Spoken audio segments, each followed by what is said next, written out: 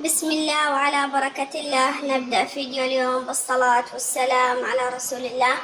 حبايب قلبي، جمعة مباركة علينا وعليكم إن شاء الله يا ربي تنعاد علينا وعليكم بالصحة والعافية وراحة البال. حبايب قلبي، فيديو اليوم مقتطفات من حياتي اليومية إن شاء الله يا ربي ينال إعجابكم ويكون عند حسن ظنكم. حبايب قلبي، هنا حبايب قلبي شطفت البيت وبعدين رجعت فرشته مثل ما واضح عندكم بالفيديو.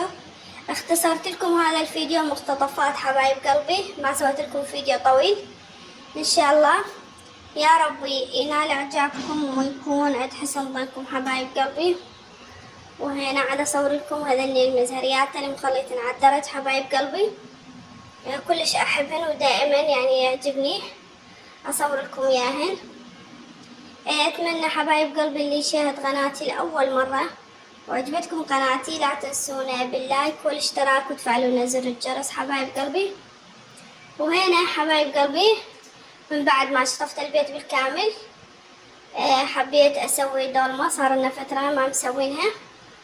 هنا كملت الدولمة حبايب قلبي، ثرمت بطاطا وبصل وبطاطا، هذا اللي كان الموجودات الصراحة عندي، او ثرمت ناعم.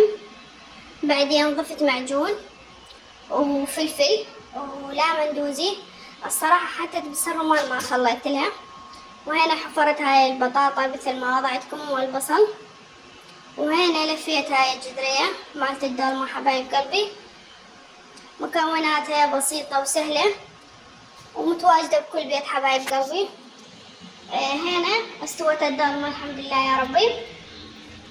هنا خليت رغيف حبايب قلبي مثل ما واضح عندكم بالفيديو. وهنا شوفوا لي هاي الدولمة حبايب قلبي، الصراحة ظالمة الكاميرا طعم خرافي وشكل يخبل. شوفوا لي هذا المنظر الجميل حبايب قلبي، الصراحة أنا عشق الدولمة. العفو. وهنا خليت الرغيف مثل ما واضح عندكم. وهنا هاي الصينية حبايب قلبي، والدولمة شوية رغدة تكون أطيب، ما أعرف أكو أحد يحبها مثلي لو لا. وشوفوا لي هذا المنظر الجميل حبايب قلبي، الصراحة شكل ولا غلطة، طعم خرافي. أني من عشاق الدولمة حبايب قلبي اللي ما يعرف. وهنا حبايب قلبي حبيت أسوي لهم عصير بطيخ ويا القدم مثل ما واضح عندكم بالفيديو. يعني الصراحة عاد أثبت الكاميرا.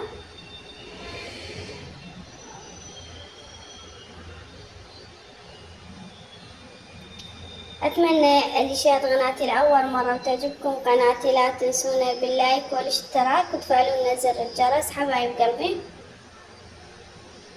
وهنا مثل ما واضح عندكم بالفيديو طلعت هذا مخليته أنا هذا البطيخ بالفريزن حبايب قلبي، كملته كامل بس للعصير هذا خاص. مرات واحد يشتهي شي بارد يطلع من الفريزر ويسوي يجدان عصاير باردة حبايب قلبي، أحسن من المشروبات الغازية المؤذية.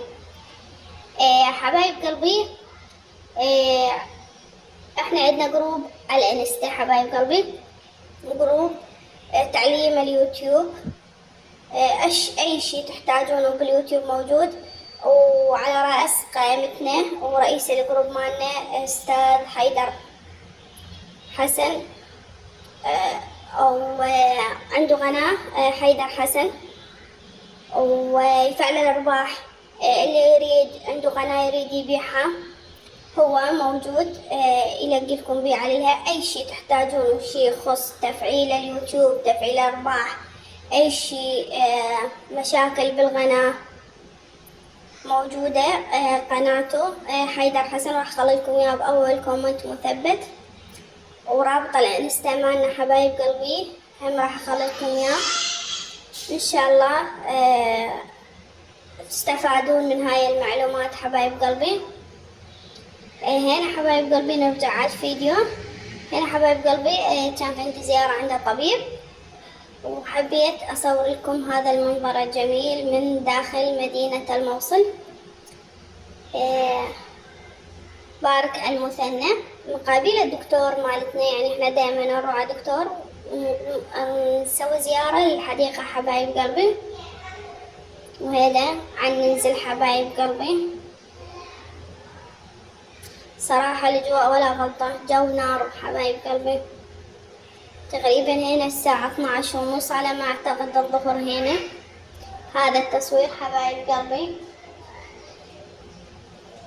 بس أطفالي ملوا من يم الدكتور فحبوا أن يتمشوا، فقلت لهم امشوا شوية ونرجع يم الدكتور، لأن صراحة الحجز ماله كلش ازدحام عنده هذا الدكتور. وقولوا لي شنو رأيكم بهاي الأجواء الجميلة. إن شاء الله يا الحبايب تكونون تستفادون من فيديوهاتي وتكون خفيفة عليكم وما تملون من عندها حبايب قلبي. وآسفة على التأخير، لأن صار فترة يعني شوية المشاهدات نازلة، فأتمنى دعم من عندكم وفزعة لأختكم ترفعون الفيديو أكثر عدد مشاهدات حبايب قلبي. وهنا حبايب قلبي يم البارك مال المثنى موجود هذا المكان الجميل، على ما أعتقد على مود كأس العالم، يعني لأن بشغلات للطوبة. الصراحة المكان كلش حلو، بس ولكن منعونا من التصوير داخل الخيم. ما أعرف شنو هو السبب، فخليت بنتي تصور من بعيد. إن شاء الله هذا الفيديو يكون خفيف عليكم وما تملون من عنده حبايب قلبي. حبايب قلبي أتمنى اللي وصل لهاي اللحظة بالفيديو وعجبكم هذا الفيديو ونال إعجابكم، أتمنى تخلونا لايك وتكتبونا كومنت حلو مثل عيونكم الحلوة. وإذا هذا المحتوى حبايب قلبي ما عاجبكم اكتبولي بالكومنتات شو تريدون فيديوهات حتى أسوي حسب ذوقكم حبايب قلبي. وإن شاء الله يا رب ينال إعجابكم هذا الفيديو، ومع السلامة، انتظركم فيديو